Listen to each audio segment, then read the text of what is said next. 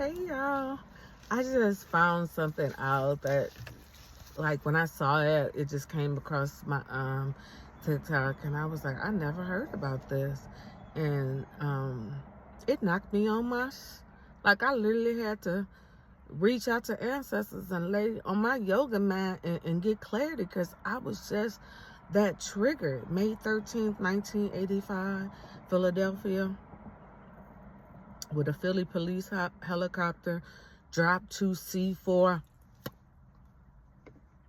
on occupied row houses. Our people. I had never heard this.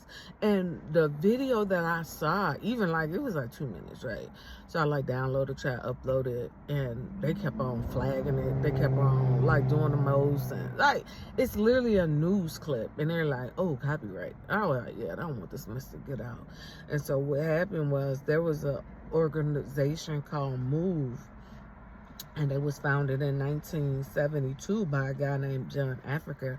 Apparently, you know, this back to Africa crap was still whatever. And there, the whole thing was, they wanted to get back to nature lifestyle and have no technology. So that was their whole thing, right? And so it's the row houses, 65 homes. It's either 61 or 65. Like, reading different articles, it comes up with a different number. And so they allege that they were trying to serve them an eviction. And in serving them an eviction, they decided to take the helicopters and drop 2 C4s on row houses. 11 people lost their lives, including 5 children. I never heard about this. And I mean, to know that this type of thing happened on us, and this is not, and it has a documentary, and because it triggered me so bad, I didn't really search out to watch the documentary, because I didn't know what to do with all of my emotions and all this other stuff. And they literally said, I'm just gonna read from some of the stuff that is, and this is said, they dropped the 2 on the thing, and then they held back the fire department for 90 minutes to let it burn. Only 2 people survived. One of them being Ramona, Africa, and a minor child. And thank God they like protecting that child's identity or whatever. But then, out of all of this, nobody went to jail but Ramona. She did 7 years in jail.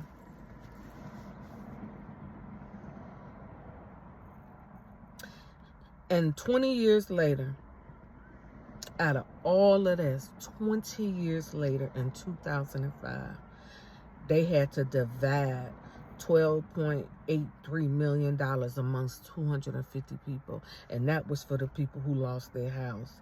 And in 1996, after Ramona got out of prison, she got $500,000 for 7 years in prison, lost everything. Family members were killed.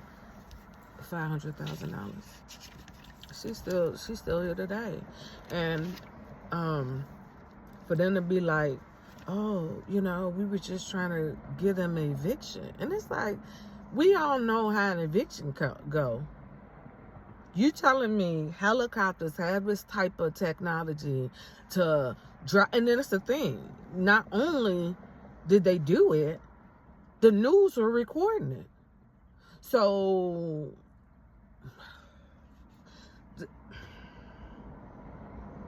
it pissed me off so bad. And I'm gonna tell you right now, they mishandled the remains and everything.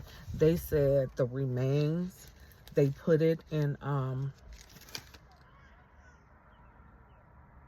University of Pennsylvania, right? And then they I wrote it down. They kept the remains and then moved the remains of 14-year-old Patricia Dotson and 12-year-old Delisha or Africa. And they kept it in the Pennsylvania Museum of Archaeological Anthropology.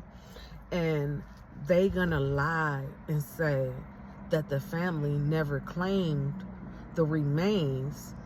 That's why they were able to keep the bones of the 2 of the 5 children that died. And they kept it in the museum, and they let all these people do experiments, but they're going to keep 2 of the minor victims and then tell the family, oh no, they all burned down. So in 2021, the family received back, they cremated the bones. But can you imagine that? This happened in 1985. This is somebody's children. 2 little black girls. You gonna study their bones and do God knows whatever. They don't know about it, lie about that. They did a whole investigation. And nobody went to jail for it. Nobody went to jail. And for that, you will pay. You will pay. And I wrote down a few of the people that I'm speaking your name into, charging you with treason and everything that come along with that. You will, we're going to start off 1985, President Ronald Reagan, Vice President George H.W. Bush, Congress member, Speaker of the House, Tip O'Neill of Massachusetts, House Majority Leader Jim Wright of Texas, House Minority Leader Bob Michael of Illinois, Senate Majority Leader Bob Dole of Kansas, Senate Minority Leader Robert Byrd of West Virginia, the Mayor of Philly, Wes Wilson Good, and he's still alive. All of a sudden, he a preacher now. Oh, you got blood on your hands. No. You will not have peace. The ancestors told me, speak on your name. Put your name out there, so whatever is coming to you, you will pay for this. Manager and Director Leo Brooks, Police Commissioner Gerard Sambor, Fire Commissioner William Richard, former mayor,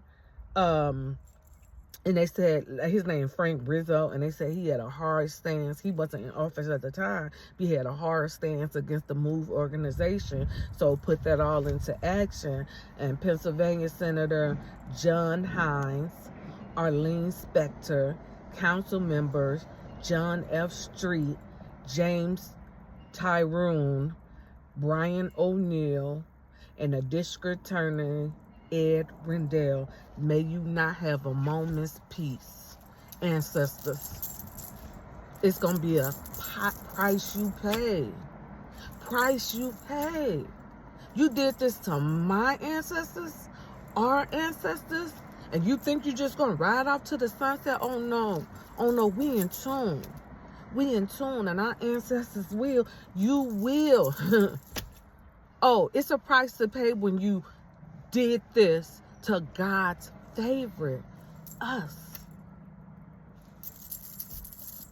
To the next one.